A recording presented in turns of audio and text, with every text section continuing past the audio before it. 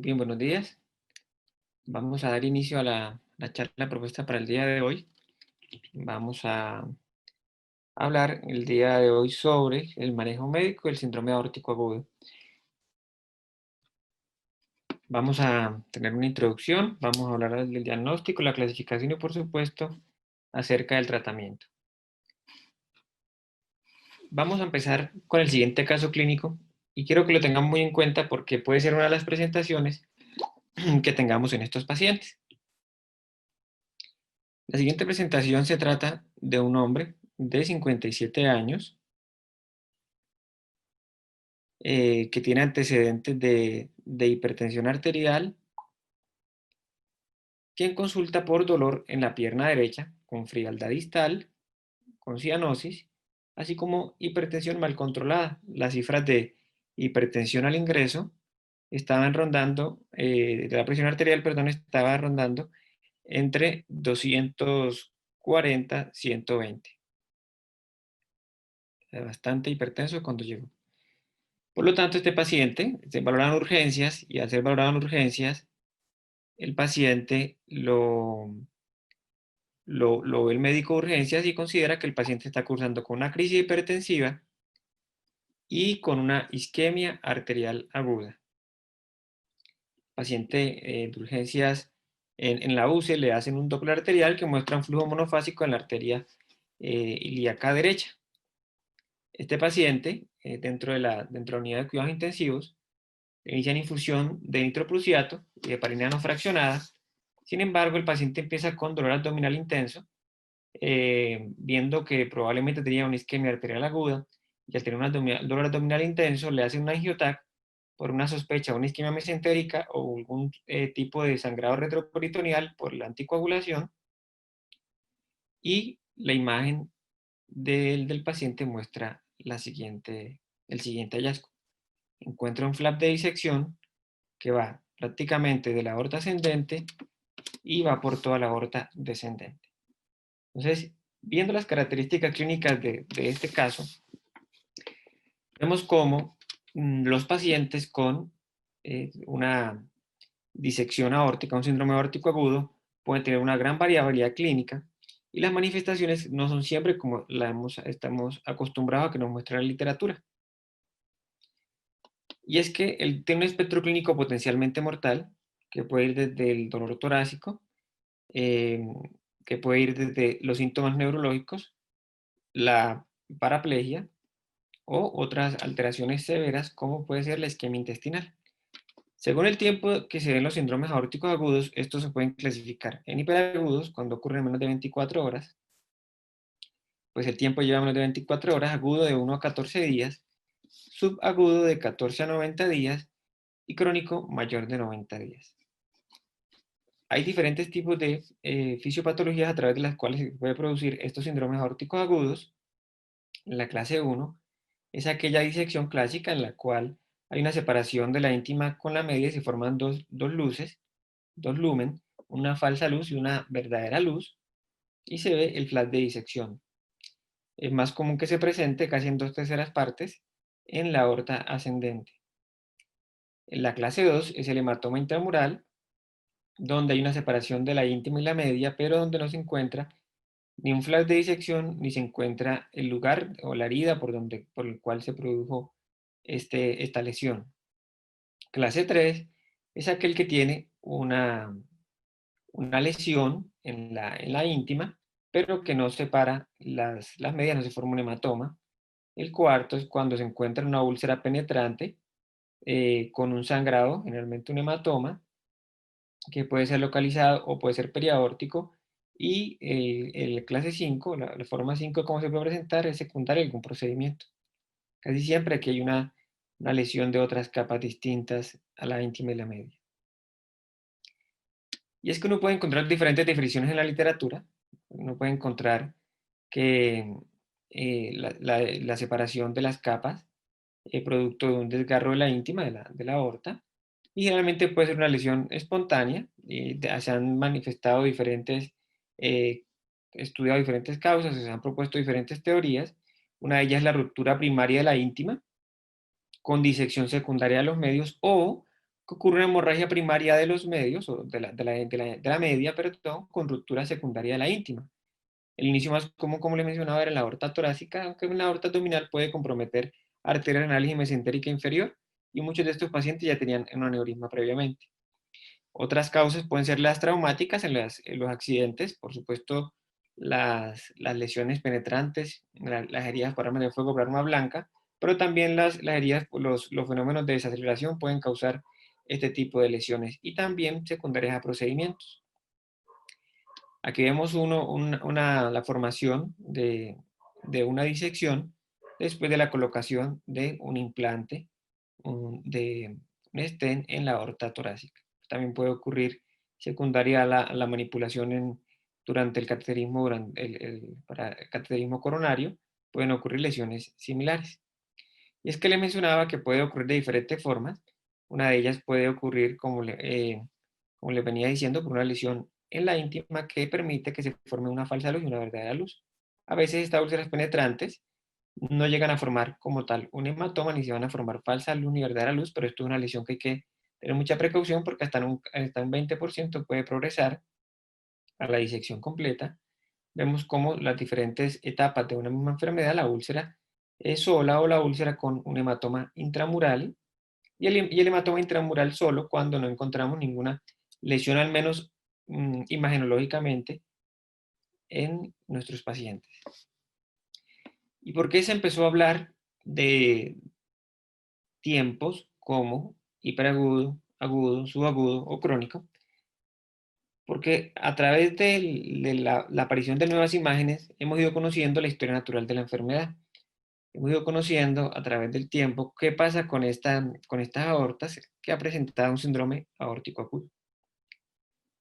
Vemos cómo un paciente que tiene en el día cero un síndrome aórtico agudo, este que se encuentra acá es la que se encuentra más oscuro, es la falsa luz que se encuentra en gran parte con eh, sangre ya coagulada, mientras que esta es la verdadera luz, muy pequeña, casi siempre disminuye mucho. Estos pacientes, si se intervienen, miremos cómo queda el flap de disección, cómo queda la verdadera y la falsa luz.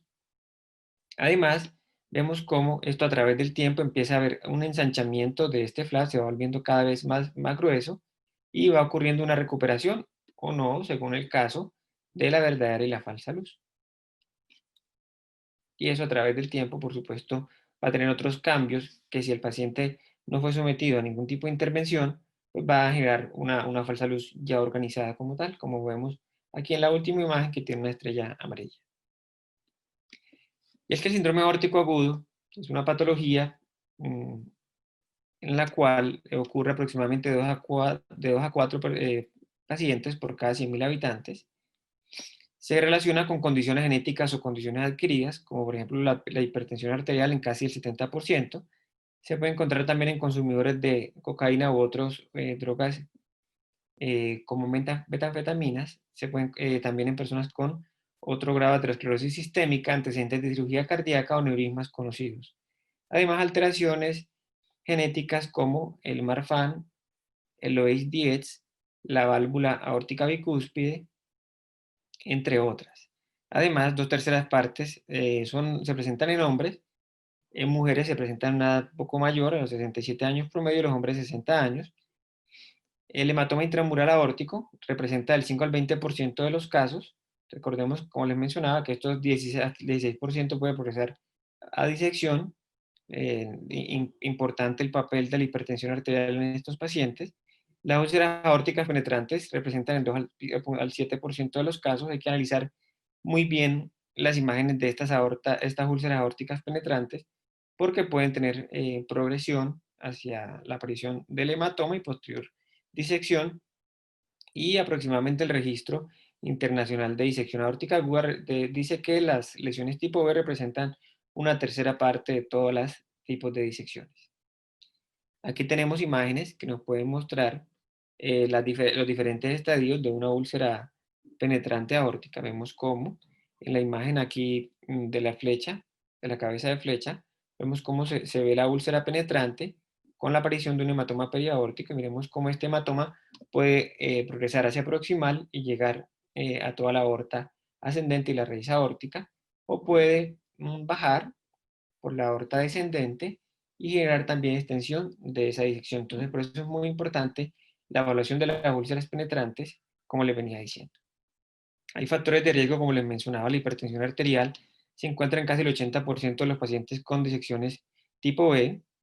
Ahorita vamos a ver por qué yo hablo de tipo A y tipo B. Hay alteraciones genéticas que pueden ser afecciones sindrómicas, como vemos en el síndrome de Marfan. El síndrome de Marfan no solamente guiado por mutaciones genéticas, sino por diferentes scores que permiten el diagnóstico de esta patología. El síndrome de Loeys-Diez, que no es, son otras de las alteraciones del tejido conectivo, y el síndrome de Ehlers-Danlos. Y también alteraciones no sindrómicas que se asocian con la aparición de síndromes aórticos agudos. Las anomalías que se pueden encontrar estructurales asociadas o no a síndromes son la válvula aórtica bicúspide, la coartación de la aorta, que es la anomalía congénita más común en los pacientes con síndrome de Turner, que recordemos que es la presencia del 45X0, o también los pacientes que tengan un divertículo de Comerel. Otro factor de riesgo es la aterosclerosis, los traumas, el uso de drogas ilícitas. En algunos casos uno puede encontrar que la raza puede tener algún papel. Y algo que es muy importante y que se ha venido hablando en los últimos años es el uso de las quinolonas. Y hay diferentes estudios y metaanálisis en los cuales han demostrado que las quinolonas pueden ser un factor de riesgo para la aparición de aneurismas en los pacientes que usan este tipo de antibióticos. Clínicamente, es raro que se encuentre como un hallazgo incidental. Muchas veces estos pacientes tienen algún tipo de síntoma. El dolor torácico agudo representa la mayoría de los síntomas en estos pacientes y pueden aparecer síntomas de hipoperfusión local o generalizada con eh, manifestaciones que pueden ir desde el estado de hipoperfusión general como un shock o la hipoperfusión a uno u otro órgano como el caso que vimos hace un momento. El hematoma intramural es más común en la localización B, mayor probabilidad de ruptura versus disección. Estos pacientes tienen mayor probabilidad de ruptura cuando se da el hematoma intramural sin encontrarse una disección. La localización A puede tener un hemopericardio. Esto es importante. Vamos a las localizaciones A representan la aparición de este tipo de lesiones en la aorta ascendente esencialmente, y las B casi siempre en la aorta. Algunos autores mencionan que incluyen el arco, otros consideran que solamente de la arteria subclavia izquierda distal. El 40% han tenido un diagnóstico erróneo, y esto es muy importante. Casi la mitad de los pacientes se les enfocó como otro tipo de enfermedad, casi siempre como síndrome coronario agudo. Y no es para menos, porque es que la incidencia de síndromes coronarios agudos es casi de 2.900 por cada millón de habitantes, mientras que del síndrome aórtico agudo es de 5 a 30 por cada millón de habitantes. Por lo tanto, pues es frecuente que estos pacientes puedan tener no solamente diagnóstico errado por las características del dolor torácico que llegan a presentar, sino que son sometidos a tratamientos que pueden aumentar la mortalidad, como pueden ser el uso de doble antiagregación o el uso de trombolisis en los pacientes con una disección aórtica, ya que estos pacientes, sobre todo en los de localización A, que tienen una disección de las coronarias, casi siempre compromiso de la coronaria derecha, puede confundirse con un síndrome coronario agudo, y hasta el 15% de los pacientes pueden tener cambios isquémicos en los electrocardiogramas.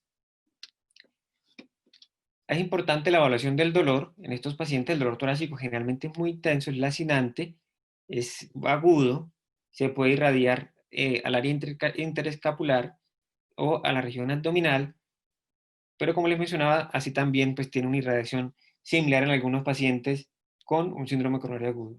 Estos pacientes por lo general tienen un dolor de moderado a severo que interfiere significativamente con la actividad física diaria, con las actividades diarias, y podemos ver que la mayoría de pacientes están dentro de las áreas no complicadas, sin mala perfusión y sin alto riesgo de ruptura. Sin embargo, hay que tener mucha precaución cuando estos pacientes presentan dolor refractario, hipertensión refractaria, derrames pleurales, de nuevo, un diámetro aórtico mayor de 40 milímetros, signos radiológicos de mala perfusión, reingresos, según la ubicación de la lesión, o que el falso lumen mida más de 2,2 centímetros, o sea, más de 22 milímetros, porque pues generalmente son los pacientes que más se complican y pueden llevar a ruptura y mala perfusión.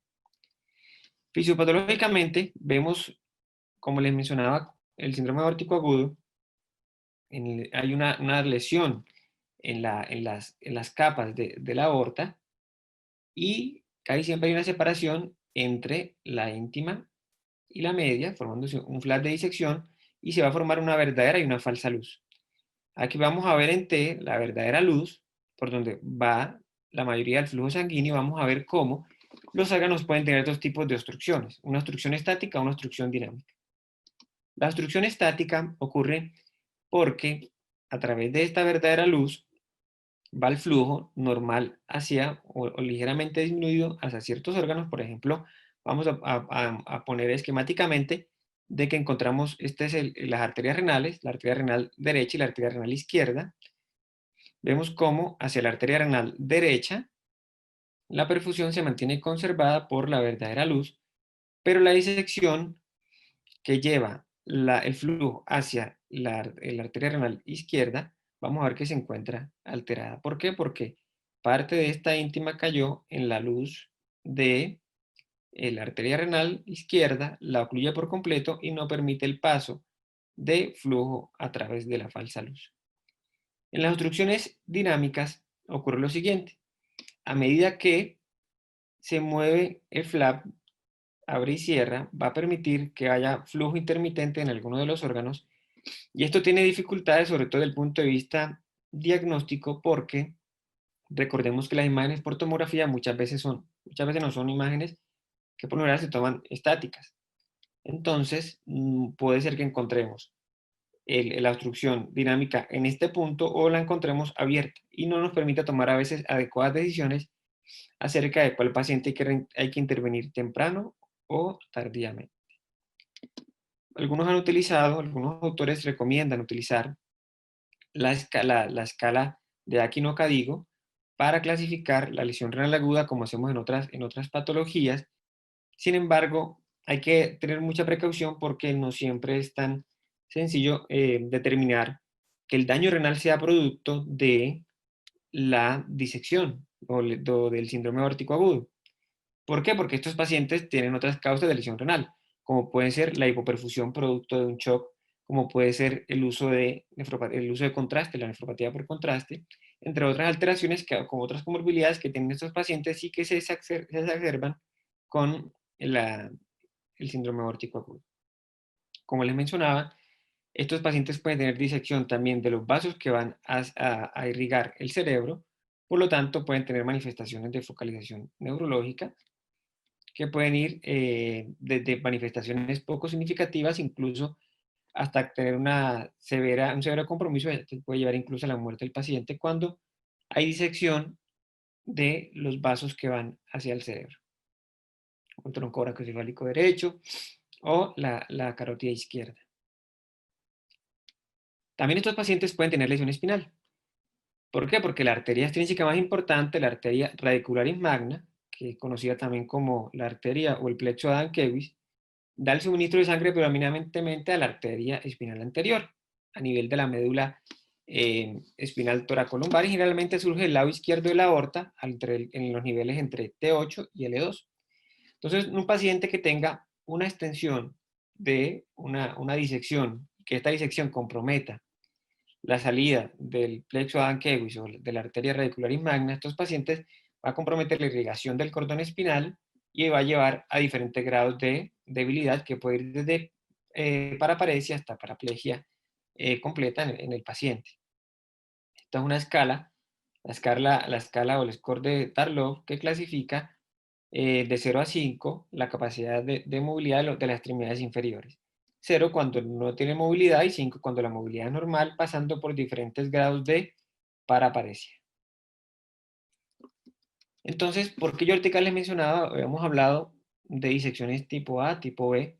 Vimos cómo hay diferentes factores de riesgo para una lesión en la pared aórtica. Vimos cómo estas lesiones tienen diferentes orígenes: hipertensión, alteraciones genéticas, alteraciones estructurales, el uso de ciertos tóxicos. Pero estas disecciones las podemos clasificar estos síndromes aórticos agudos los podemos clasificar según el origen o la presencia del hematoma o la presencia de la lesión. Entonces, la primera clasificación fue la de Bakay en el año 1965, que mostró que los tipo 1, como vamos a ver en las imágenes de la izquierda, son aquellas que comprometen la aorta ascendente del arco y la aorta torácica descendente y puede progresar incluso a la aorta abdominal. Esta fue una imagen muy similar a la que vimos en el paciente del caso clínico, donde las manifestaciones clínicas iniciales fueron una isquemia arterial aguda o una hipoperfusión aguda de la extremidad inferior derecha, y cuando vimos las imágenes veíamos cómo el flat de disección, que es la separación entre las dos capas, se veía desde la aorta ascendente y se veía cómo bajaba a través de la aorta descendente. La tipo 2 es aquella que se limita a la aorta ascendente, pero miremos que entre estas dos, según los registros de disecciones aórticas agudas, representan casi 2/3 de los pacientes. La tipo 2A es aquella que involucra la aorta torácica también, pero en su porción descendente, y que puede distal a la subclavia izquierda. Miremos cómo aquí la subclavia izquierda se encuentra respetada. Miremos, esto es la 2A, perdón, la 3A. Y proximal a la arteria celíaca, no hay compromiso de ramas viscerales. La 2B, cuando además ocurre compromiso puede comprometer ramos viscerales porque llega hasta la aorta abdominal. Después apareció la otra clasificación de Stanford, que nos clasificaba el Stanford A y Stanford B.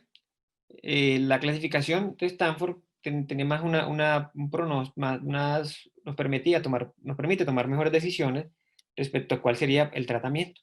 De aquí que la mayoría de veces yo hablé tipo A y tipo B durante la charla, porque tipo A representa todas aquellas que comprometen la aorta ascendente o el arco hasta que incluye hasta el arco. Por supuesto pueden extenderse como vemos en la imagen 1. Y la B es aquella que ocurre distal a la arteria subclavia izquierda. O sea, compromete la aorta torácica también, en su porción descendente esencialmente, y que puede llegar hasta el compromiso abdominal. Aquí tenemos imágenes en la cual hay un compromiso del arco aórtico. Vemos cómo hay una herida, una lesión en el arco que comprometía y que se formó el flap de disección entre la íntima y la media en este paciente. Como vimos, y perdón que me devuelva, en ninguna de estas imágenes hablábamos de una lesión directamente del arco, por lo que diferentes autores este año publicaron otra forma de clasificar las lesiones tipo A y tipo B. Veremos que estos autores publicaron estas recomendaciones, estas guías, este año, mencionando no tanto la ubicación del hematoma, sino la ubicación de la lesión primaria. Entonces, cuando usted ve que la lesión primaria ocurre en la porción ascendente de la aorta, incluso hasta el tronco brachiocefálico, que lleva la irrigación hacia el lado derecho del brazo y la cabeza, cuando ocurren en esta porción, conocida como porción cero, la vamos a llamar disecciones tipo A o lesiones tipo A.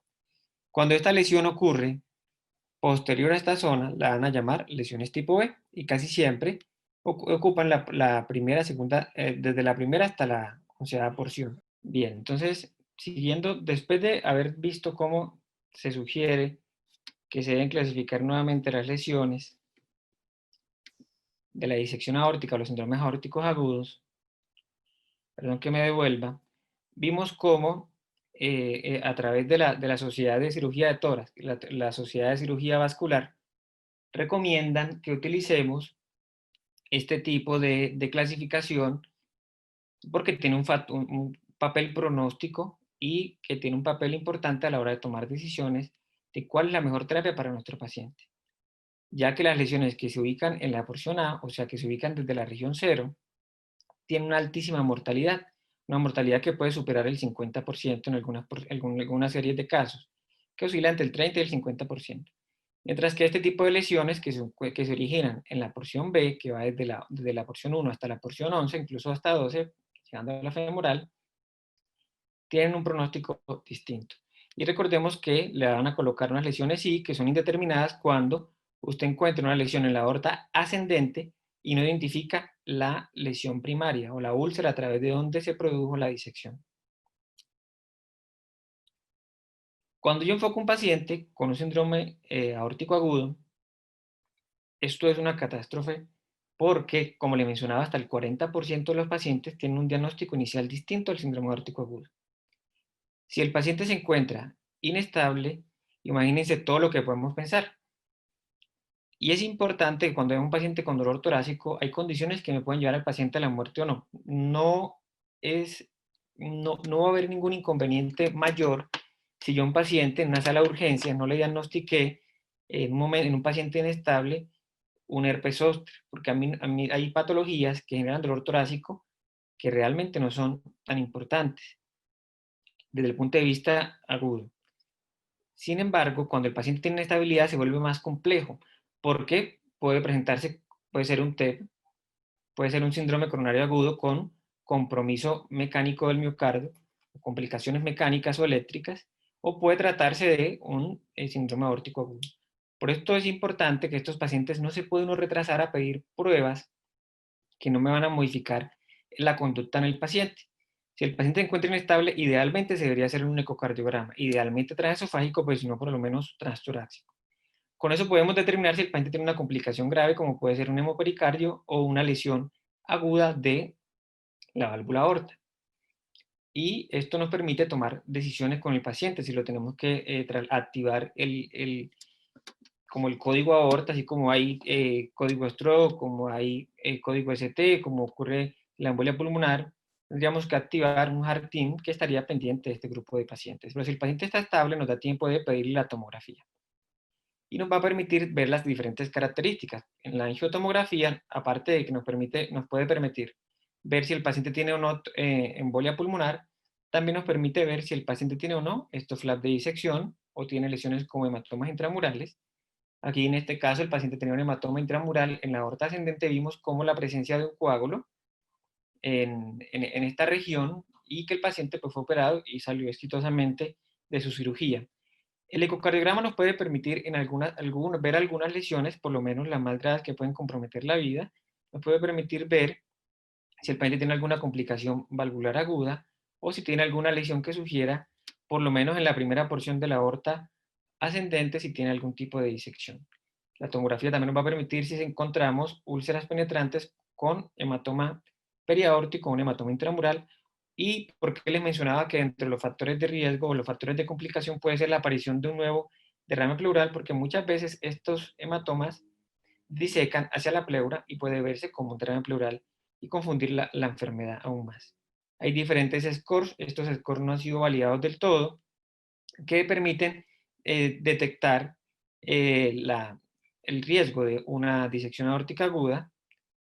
Estos scores se basan en los antecedentes del paciente, en las características del dolor y en las características del examen físico. Y a estos pacientes se le hace un dímero D para ver si es necesario o no hacerle una angiotomografía o no. Sin embargo, como les menciono, estos estudios no han sido validados del todo.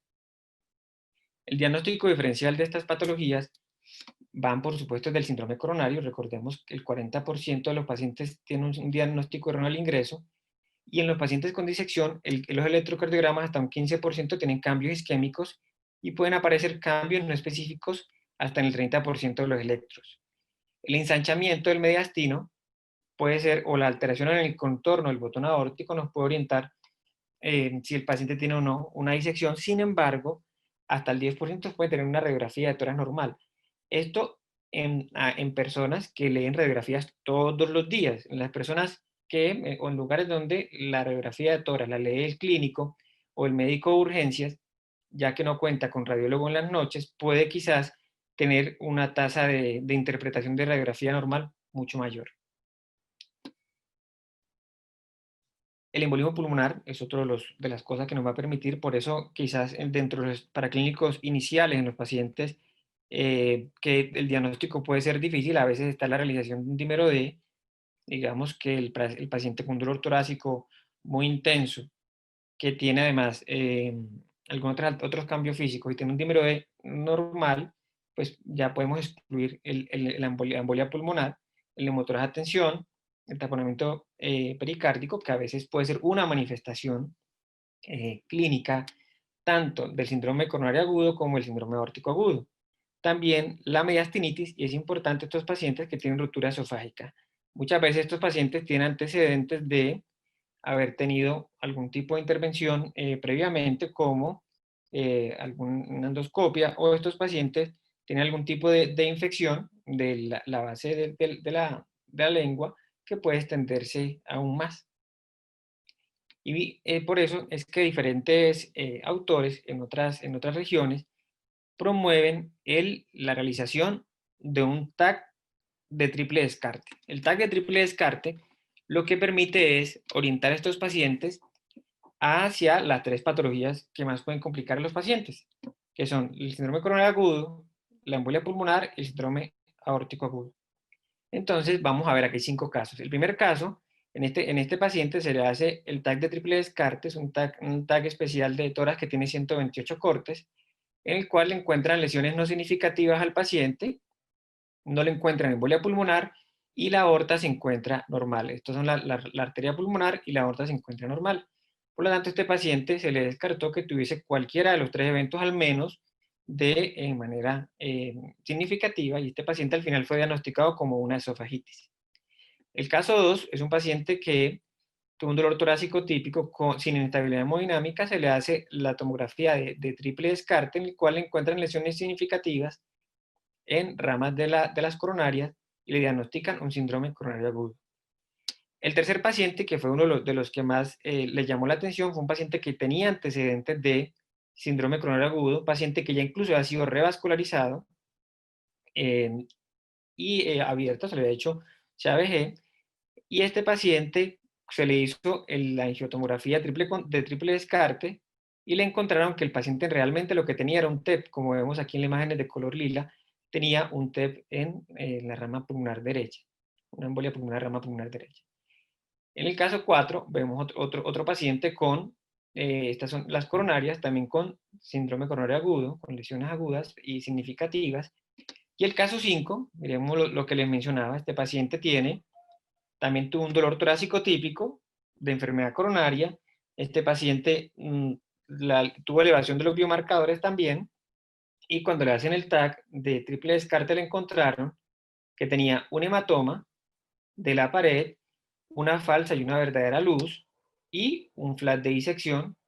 Por lo tanto, este paciente fue diagnosticado con un síndrome aórtico agudo. Entonces, miremos que en algunas instituciones se ha planteado la utilización de la tomografía triple descarte en algunos casos.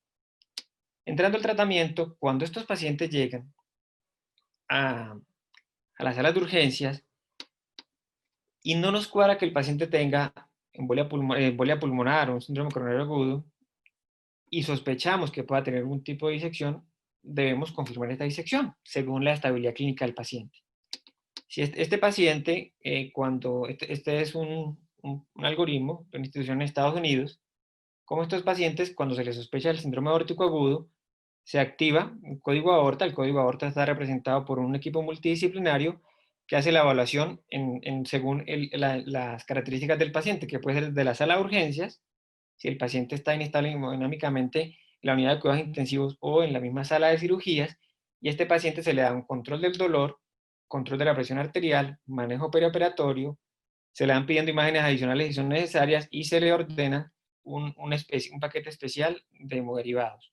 Este código aorta, que tienen algunos departamentos de urgencia, está compuesto por un anestesiólogo cardiovascular, un cirujano perfusionista, por médicos clínicos que generalmente trabajan en UCI cardiovasculares. Pueden haber otro tipo de profesionales según las características de presentación del paciente. Entonces, cuando un paciente tiene una lesión de la aorta ascendente, por lo general es una emergencia quirúrgica. Estos pacientes es importante la estabilización temprana, pero no debe retrasar el tratamiento quirúrgico en nuestro paciente. Hay que evaluar muy bien la estabilidad hemodinámica en los pacientes que van a ser llevados, por lo tanto deben ser bien monitorizados. Hay que evaluar signos de isquemia, que la isquemia, los órganos principales de afección son las extremidades inferiores, que puede ser por lesión directa de los vasos de perfusión directamente o por la lesión del cordón espinal, de la perfusión del cordón espinal, compromiso intestinal o, por supuesto, compromiso en alguna de las extremidades del sistema nervioso central. Entonces, da unas manifestaciones clínicas muy importantes, hay que ser muy cuidadosos, estos pacientes tienen que estar en la unidad de cuidados intensivos, deben estar adecuadamente monitorizados, ojalá con una línea arterial y una sonda vesical para evaluar el gasto urinario que puede caer rápidamente y tener un buen acceso venoso, que pueden ser dos líneas periféricas inicialmente.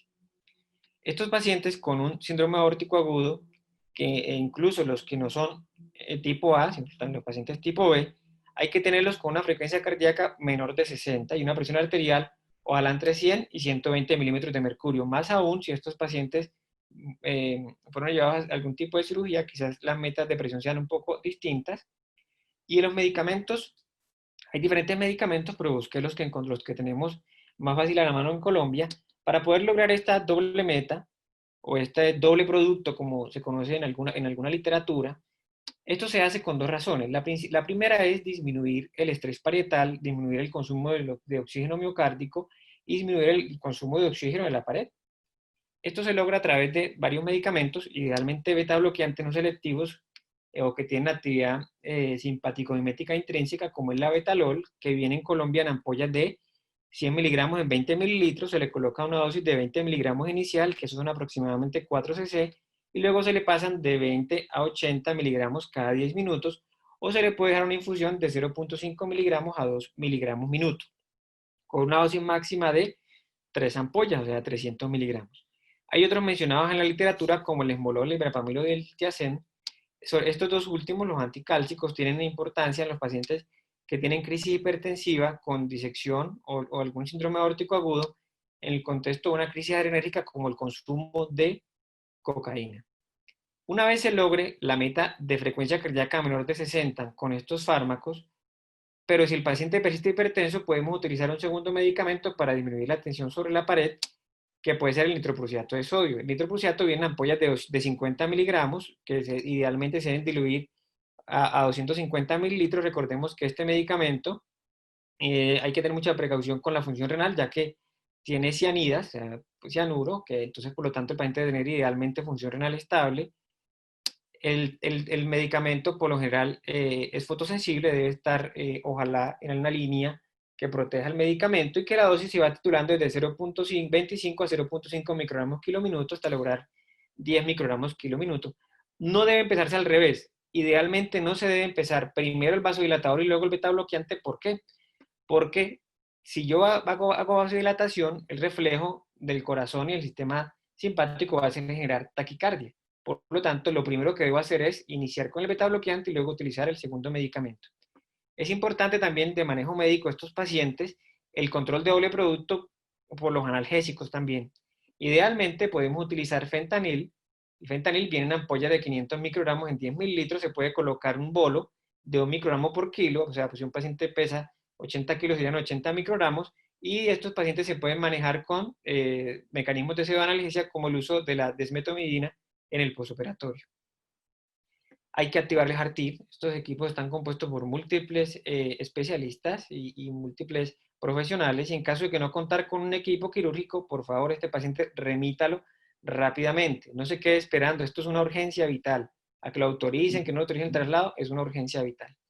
¿Y por qué decimos que los pacientes tipo A se deben operar? Y este estudio, que es del año 2000, muy interesante, mencionado en la mayoría de las revisiones, muestra cómo, aquí en la gráfica de la izquierda, entre más alto es mayor la mortalidad, aquellos pacientes que tenían una disección en localización A, que fueron manejados solamente con control de la presión, control de la frecuencia cardíaca, control del dolor, tuvieron una mortalidad casi del 50%, comparado con los pacientes también, que vamos a ver también en cuadro, pero en el cuadro negro, una mortalidad menor cuando fueron llevados a cirugía. Por lo general, estas cirugías de tipo A son de cirugías abiertas y pueden requerir tanto manejo abierto como endovascular o las dos al tiempo. Mientras que los pacientes con una lesión en la ubicación B, que vamos a ver en triángulo, que fueron sometidos a manejo médico tuvieron una mortalidad mucho menor que aquellos pacientes que se sometieron de manera urgente a cirugía teniendo una disección tipo B. Entonces, Este estudio, que aunque tiene sus años, es repetido en la gran mayoría de las revisiones. Por lo tanto, estos pacientes que se encuentran con una disección tipo A deben ser sometidos a manejo quirúrgico, mientras que los pacientes que tenemos con una disección tipo B, inicialmente, si no tienen ninguna complicación, debe ser manejada debe ser con manejo médico. Entonces miremos en la gráfica, en el cuadro de la derecha, cómo estos pacientes tuvieron una mortalidad tan alta como el 58% cuando se sometieron fue a manejo médico versus el 26% cuando fue el manejo quirúrgico. Y en los pacientes que tuvieron una disección B, la mortalidad fue mayor cuando fueron llevados a manejo quirúrgico versus manejo médico. Y es que la ubicación se relaciona directamente con la mortalidad. Por ejemplo, en la presencia de un hematoma, cuando se encuentra el hematoma en la raíz aórtica, la mortalidad puede ser tan alta como el 60%, mientras esta va disminuyendo a medida que va pasando la primera porción de la aorta.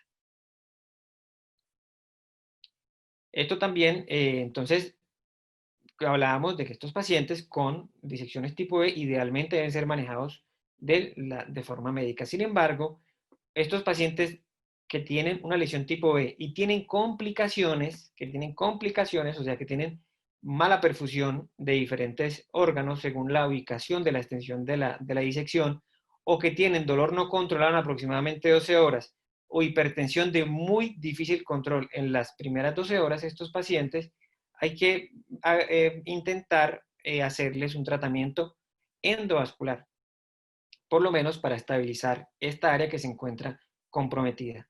Uno de los estudios que se publicó hace poco, el Stable 2, perdón, mostraba un dispositivo que es un dispositivo CENIT, es un sistema de manejo de la disección, en el cual ellos demostraron cómo, comparado con cirugías que puede llegar a la mortalidad hasta el 30%, la mortalidad utilizando este dispositivo fue cercana al 7%, la posibilidad mostró similar porcentaje, la posibilidad de paraplegia y paraparesia fue el 5%, la de falla renal que requiere diálisis cercana al 7% y isquemia intestinal casi el 2%. Sin embargo, estos pacientes que tuvieron una complicación o tuvieron una indicación de cirugía y que si fueron llevados a cirugía endovascular, al año prácticamente el 100% de la falsa luz ya estaba ocluida.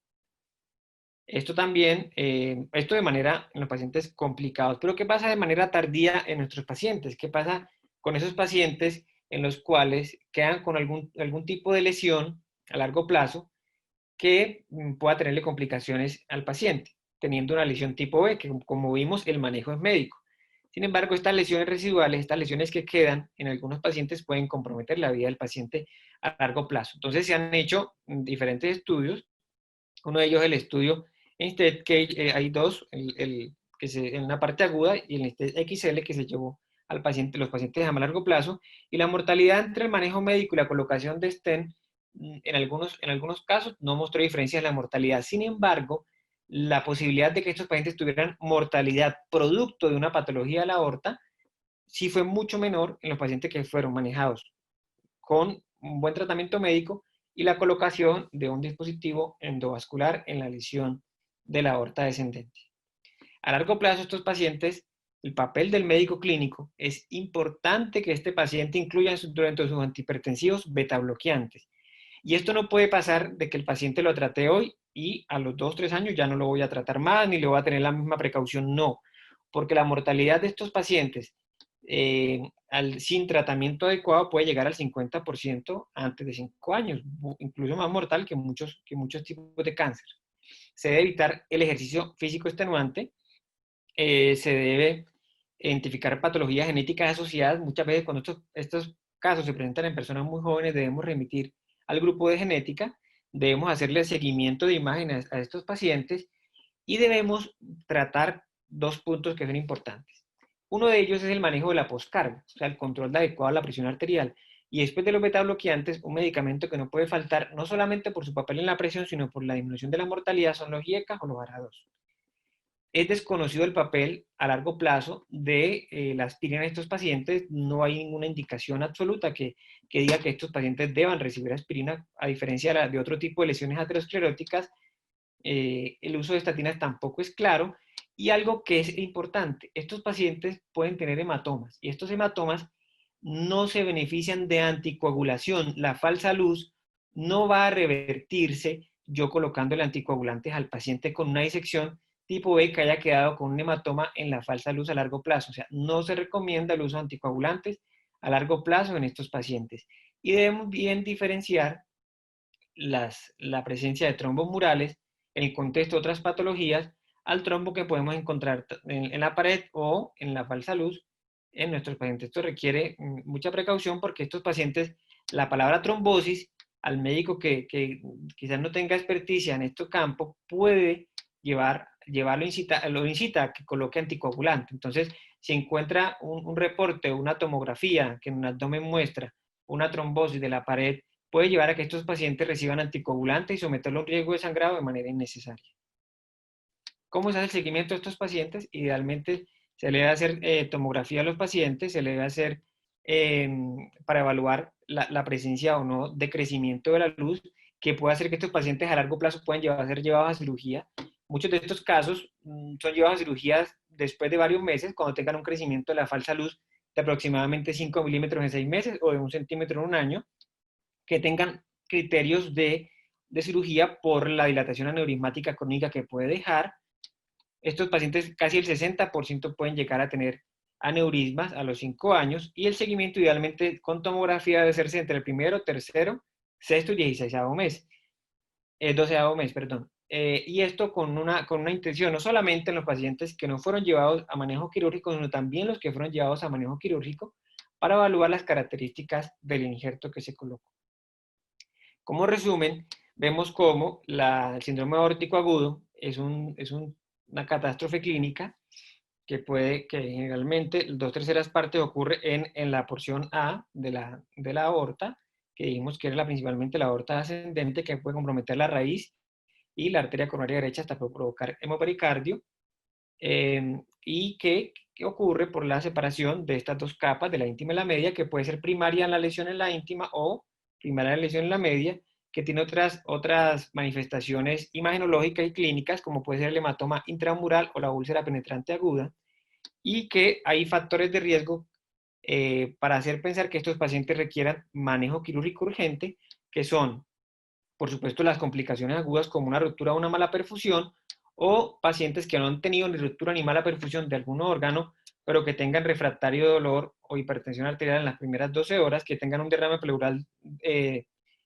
nuevo, ahí siempre, pues por supuesto, con presencia de sangre, que tengan un diámetro aórtico agudo por encima de 4 centímetros, que tenga signos radiológicos de mala perfusión, que sea un reingreso, que la ubicación de la lesión sea en la curvatura menor, que tenga una falsa luz por encima de 2.2 milímetros. Estos pacientes indican que pueden beneficiarse de manejo endovascular, incluso siendo tipo B, donde el manejo médico vimos que era mucho más eficiente, y debemos que la clasificación vamos a tenerlas como desde hiperagudas hasta crónicas con estos cambios en el tiempo. Muchísimas gracias.